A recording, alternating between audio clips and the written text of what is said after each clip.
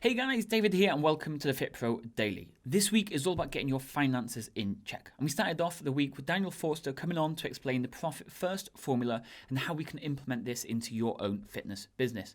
Then yesterday I gave you 4 financial strategies that we're doing here right now at DKnine Fitness in order to make sure we are moving out of lockdown in a successful place. Today though, I want to share with you what's working when it comes to Facebook ads, and in particular I want to break it down into the costs for each metric. So we're going to look at 4 different metrics. I'm going to explain what each of them are to you and give you an idea so you know if it's working or not.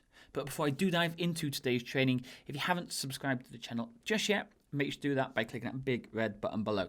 By subscribing, you'll never miss any future trainings and you'll always be up to date when it comes to what's working with marketing for your fitness business.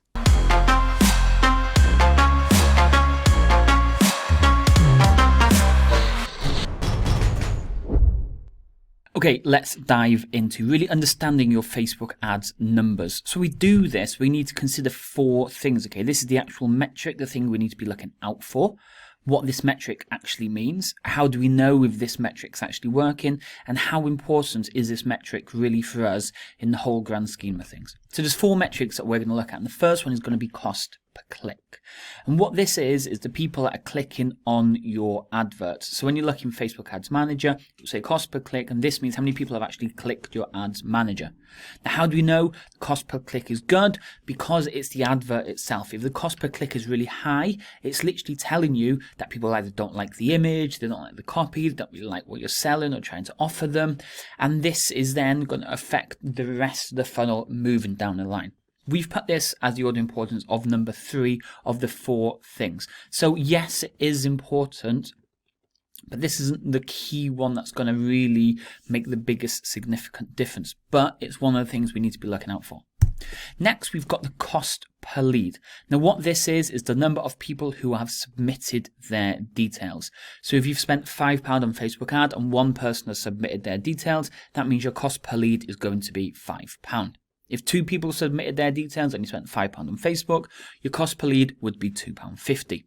Now, how do we know this is working? Because this is all based on your landing page. Or if you're using Facebook lead ads, on your lead ad form. People are going from the adverts, they're clicking the adverts, they go into the landing page, and they're going to be submitting their details. The more expensive the cost per lead is, the more you know it's your landing page which is the issue. Because you will know your cost per click is at a decent price, your cost per lead is really high, so it's the landing page which is the issue. That's why the number of importance, this is number 2, because this is quite an important number to be really measuring. Next, we've got the cost per application form or call per call booking, okay? We've rated this importance of number 4 because this isn't a really necessary in the whole entire funnel. You could just go Facebook ad, lead page, thank you page, or Facebook ad, landing page, thank you page. And that is it, okay? But if you want to add more steps in, we could look at putting application forms and call bookings. And what this means is people completing an application form after they've given you their initial details, or they've booked a call to have a chat with you. So how do we know it's working? Because you'll be measuring the amount it's cost to get somebody to book a call. So you spent £5 on Facebook ads, 2 people have given you their details, but nobody's actually booked a call, then it's cost you £5 and nothing's happened, okay? So we go in those stages. And that's why we've rated this as importance of 4. Now, the number 1 thing, the number of importance, is the cost per sale. Now, this is the number of people who purchased your program. Whether it's a consultation, they bought it straight off the website, it could be a number of ways, okay? And how do we know this is working? It's because it's down to your sales ability. You could be getting leads in £5. You could be getting people booking calls and all this stuff. And we're getting really good numbers on the first 3. But your cost per sale is super high, then we know it's your sales ability which is letting you down, or the sales page which is letting you down. So then we need to work on getting better at that. So we've put this as the most important one, okay? Because this is the one we need to be focused on the most. Once you get good at sales, then we can fine tune and work on all these other steps.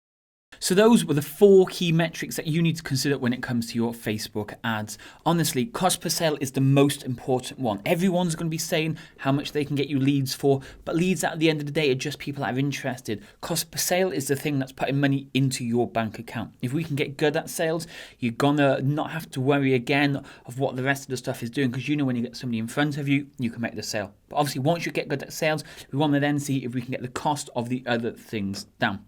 If you want to go back and check out the stuff I talked about yesterday, which are the 4 financial tips for DKnine Fitness, or Daniel Force's interview, then check out these videos just here.